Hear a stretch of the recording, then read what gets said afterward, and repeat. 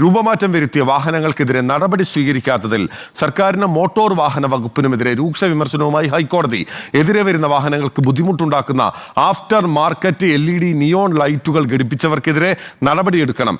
ഹൈക്കോടതിയുടെ മുൻ ഉത്തരവുകൾ സർക്കാർ നടപ്പാക്കിയില്ലെന്നും ഡിവിഷൻ ബെഞ്ച് വിമർശിച്ചു. വ്ലോഗർമാരുടെ വീഡിയോകൾ ഹൈക്കോടതി പരിശോധിച്ചു. സാമൂഹിക മാധ്യമങ്ങളിലെ വീഡിയോകളിൽ സ്വീകരിച്ച നടപടി ഗതാഗത കമ്മീഷണർ നേരിട്ട് ഹാജരായി വിശദീകരിക്കണമെന്നും ഹൈക്കോടതി നിർദ്ദേശിച്ചിരിക്കുകയാണ്. ശ്യാം ദേവരാജാണ് വിവരങ്ങളുമായി ചേരുന്നത്. കൊച്ചിയിൽ നിന്ന് ശ്യാം, സഞ്ജു ടെക്കി എന്ന് പറയുന്ന വ്ലോഗർ തന്റെ വാഹനത്തിൽ സ്വിമ്മിംഗ് പൂൾ നിർമ്മിച്ച് യാത്ര ചെയ്തത് സമീപകാലത്ത് വലിയ രീതിയിൽ വിമർശനത്തിന് വഴിയൊരുക്കിയിരുന്നു.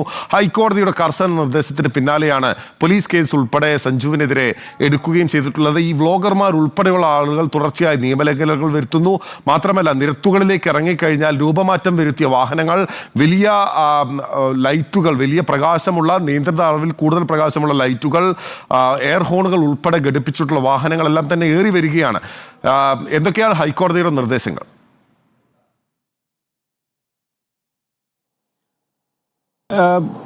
ബിനിൽ, ഇക്കാര്യത്തിൽ ഇന്ന് ഹൈക്കോടതി ഹർജി പരിഗണിക്കുമ്പോൾ ഹൈക്കോടതി സ്വമേധയാ സ്വീകരിച്ച ഒരു ഹർജിയാണ്. അതായത് രൂപമാറ്റം വരുത്തിയ വാഹനങ്ങൾ സംബന്ധിച്ച അതിലെ നിയമവിരുദ്ധതകൾ പരിശോധിക്കുന്നതുമായി ബന്ധപ്പെട്ട ഹൈക്കോടതി സ്വമേധയാ ഇടപെട്ട് സ്വീകരിച്ച ഒരു ഹർജിയാണ് ഹൈക്കോടതിയുടെ പരിഗണനയിലുള്ളത്.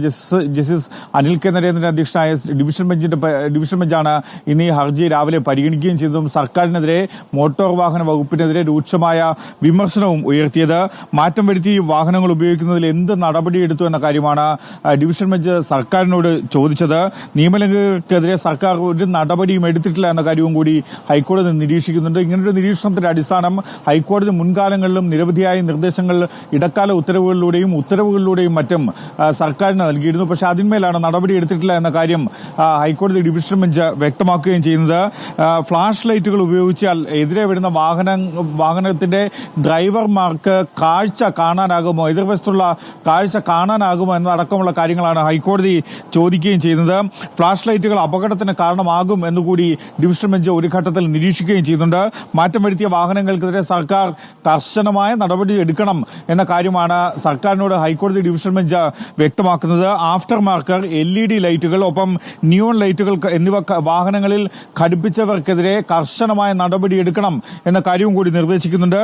നിയന്ത്രണങ്ങൾ പാലിക്കാതെയാണ്, അതായത് രാത്രികാലങ്ങളിൽ വനമേഖലകളിലൂടെ യാത്ര ചെയ്യുമ്പോൾ പല വാഹനങ്ങളും ഇത്തരം രൂപമാറ്റം വരുത്തിയ വാഹനങ്ങൾ ഇത്തരം LED ലൈറ്റുകൾ, ഒപ്പം നിയോൺ ലൈറ്റുകൾ എന്നിവയൊക്കെ ഉപയോഗിക്കുന്നുണ്ട്. വലിയ ശബ്ദത്തിലുള്ള ഹോൺ ഒപ്പം ഇതിനൊപ്പം ഉപയോഗിക്കുന്നുണ്ട്. ഇതെല്ലാം വന്യമൃഗങ്ങൾക്കും വനത്തിലും രാത്രി ഇത് വലിയ ബുദ്ധിമുട്ടുണ്ടാക്കുന്നുണ്ട്. എതിരെ വരുന്ന വാഹനങ്ങൾ, അമിത വേഗതയിൽ ഇവ പോകുമ്പോൾ എതിരെ വരുന്ന വാഹനങ്ങൾക്ക് അടക്കം ബുദ്ധിമുട്ടുണ്ടാക്കുന്നുണ്ട്. ഇത് ഡ്രൈവർമാർക്ക്, സഹയാത്രികർക്ക്, എതിർവശത്ത് വരുന്ന വാഹനങ്ങളിലുള്ളവർക്ക് ഒക്കെ ഇത് ബുദ്ധിമുട്ടും സുരക്ഷാ പ്രശ്നങ്ങളും ഒക്കെയാണ്. ജീവന് തന്നെ അപകടമുണ്ടാക്കുന്ന രീതിയിലാണ് ഇത്തരം വാഹനങ്ങൾ, രൂപമാറ്റം വരുത്തിയ വാഹനങ്ങൾ പോകുന്നത് എന്ന കാര്യവും കൂടി ഹൈക്കോടതി നിരീക്ഷിക്കുന്നുണ്ട്. മറ്റൊന്ന് പ്രധാനപ്പെട്ട കാര്യം, ക്യാമ്പസുകളിലെ മോട്ടോർ ഷോകൾക്ക് എതിരെയാണ്. ഇത്തരം ക്യാമ്പസുകളിൽ അപകടമുണ്ടാക്കുന്ന ഇത്തരം മോട്ടോർ ഷോകൾ പാടില്ല. അതിനെതിരെ കൂടി നടപടി സ്വീകരിക്കണമെന്നാണ് ഹൈക്കോടതി ഡിവിഷൻ ബെഞ്ച് സർക്കാരിനോട് നിർദ്ദേശിക്കുന്നത്. വ്ലോഗർമാർക്കെതിരെ, ഈ വ്ലോഗർമാരുടെ വീഡിയോകൾ, ഏതാണ്ട് 10ഓളം വീഡിയോകൾ ഹൈക്കോടതിയിൽ തുറന്ന കോടതിയിൽ പരിശോധിക്കുകയും ചെയ്തിരുന്നു.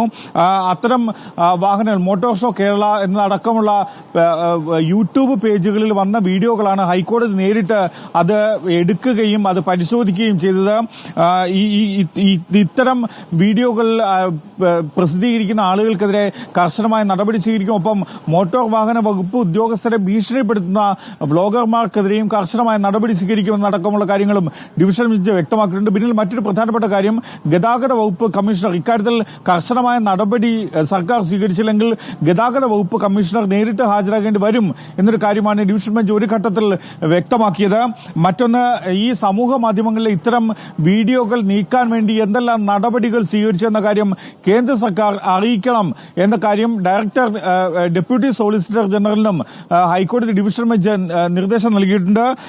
ഈ വ്ലോഗർമാർക്കും ഒരു മുന്നറിയിപ്പ് ഹൈക്കോടതി നൽകിയിട്ടുണ്ട്. സർക്കാർ എടുക്കുന്ന നടപടികളുമായി ബന്ധപ്പെട്ട് സർക്കാരിനെ അല്ലെങ്കിൽ ഉദ്യോഗസ്ഥരെ ഭീഷണിപ്പെടുത്തുന്ന നടപടിക്രമങ്ങളിലേക്ക് ഇവർ വീഡിയോകളിലൂടെ കടന്നാൽ അത്തരം വ്ളോഗർമാരെ അത്തരം വീഡിയോകൾ പരിശോധിക്കുകയും അവർക്ക് ഹൈക്കോടതി നേരിട്ട് നോട്ടീസ് അയക്കുകയും ചെയ്യും. അവർ നേരിട്ട് ഹാജരായി വിശദീകരണം നൽകേണ്ടി വരും. തീർച്ചയായും ശ്യാംദേവരാജാണ് വിവരങ്ങൾ നൽകിക്കൊണ്ടിരിക്കുന്നത്. വ്ളോഗർമാർ തുടർച്ചയായ നിയമലംഘനങ്ങൾ നടത്തുകയും അത് പിടികൂടിയിട്ടുള്ള ഉദ്യോഗസ്ഥരെ ഭീഷണിപ്പെടുത്തുകയും അവരെ പരിഹസിക്കുകയും ചെയ്യുന്നത് ആവർത്തിക്കുകയാണ്. സഞ്ജു ടെക്കി എന്ന് പറയുന്ന വ്ളോഗർ തന്റെ തെറ്റിനെ ന്യായീകരിച്ചുകൊണ്ടാണ് വീണ്ടും വീണ്ടും രംഗത്ത് വരുന്നത്. ഇതുൾപ്പെടെയുള്ള കാര്യങ്ങൾ ചൂണ്ടിക്കാട്ടിക്കൊണ്ടാണ് ഹൈക്കോടതിയുടെ ഈ പരാമർശങ്ങൾ, നിരീക്ഷണങ്ങൾ ഉണ്ടായിട്ടുള്ളത്.